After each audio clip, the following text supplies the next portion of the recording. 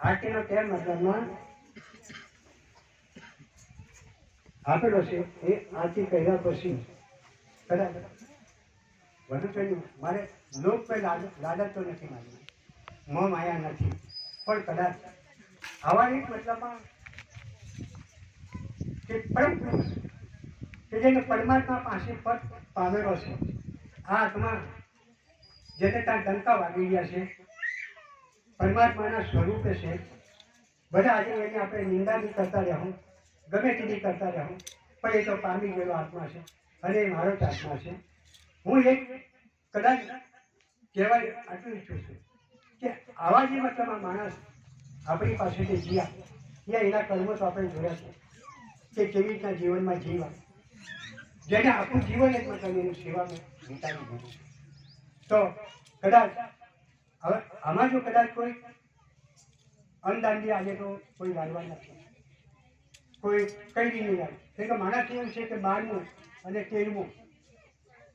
12મું ને 13મું અમે આવ્યા છે તો 12મું આવી નથી 13મું આવી નથી વર્ષી આવી નથી આ સીધી પુણ્યતિથિ છે આ સંત પરમ ગતિ પામેલો આત્મા છે ત્યારે પરમાત્માના પદે પામેલો એના ગુણના બદલા કંઈક જે ભાઈને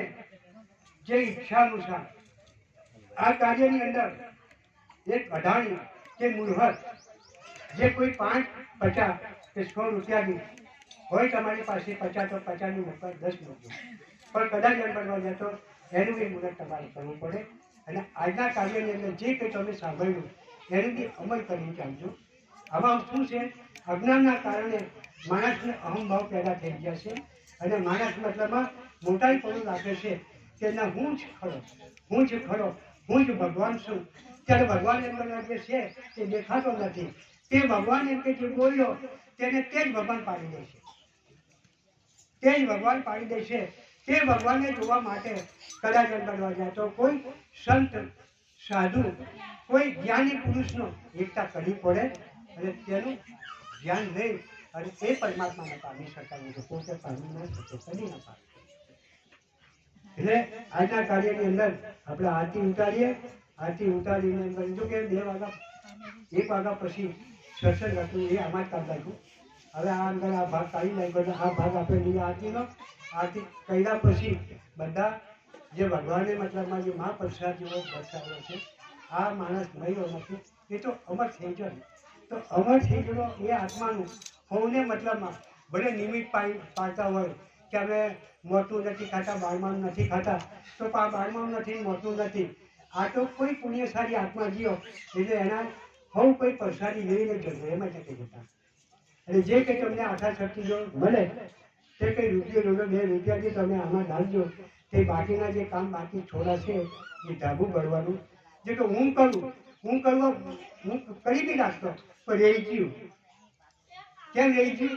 કે હું કરું એટલે રહી ગયું હું કરું એટલે રહી ગયું બરાબર મેં એમ કે આવે મારે છે કોઈની આશા નથી કરું હું કરા એટલે હું પણ રાવણ પાસે હતો મારી પાસે આવી જતા રહી ગયું એટલે મારે એમ કેવું કે બધા એકઠા થઈને મને તમે આમેથી છોડી નાખો તો સારી વાત છે એટલે કંઈ 5, 50, 100 રૂપિયા તમે આપો એટલે મને હું પણ આવી ગયું કે શિષ્ય પાસે કરતા હું જ કરી નાખું એટલે માજીને એમ બનવા ગયા હતા હવે ઊભા થઈ ગયા પણ માજી ચાલતી નથી ગયા એટલે મારા પતિને હું પણ છું એટલે હું પણ આથી રહી છું હવે આવી ગયો એટલે તમારી પાસે હાથ જોયું કે મને જે કંઈ રૂપિયો 2 રૂપિયા 5 રૂપિયા આપો તો આયો રેલું પાર કરું કે આ રહેવાનું અમે થોડું સતે કરો દેવકી જે આરતી